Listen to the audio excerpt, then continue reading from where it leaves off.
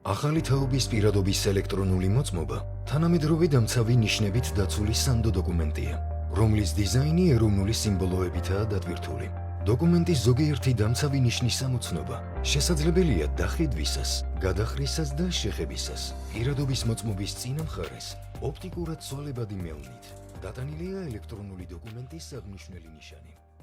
Արդարադատության նախարարության պետական ծառայությունների զարգացման գործակալությունը սկսել է նոր սերնդին նորացված դիզայնով էլեկտրոնային անձնագրերի ID քարտերի տեղադրումը։ Այս մասին տեղեկությունը հրապարակում է պետական ծառայությունների զարգացման գործակալությունը։ Նոր ID քարտերի անվտանգությունը առավել ուժեղացված է ժամանակակից պաշտպանիչ նշաններով եւ լիովին համապատասխանում է վերջին միջազգային ստանդարտներին, իսկ դիզայնը հագեցած է ազգային թեմատիկայի խորհրդանիշերով։ Նշենք, որ նույնականացման փաստաթղթի արժեքը մնում է անփոփոխ, իսկ ժամկետ ունեցող գործող անձնագրերի տերերը պարտավոր չեն դրանք փոխարինել նորով։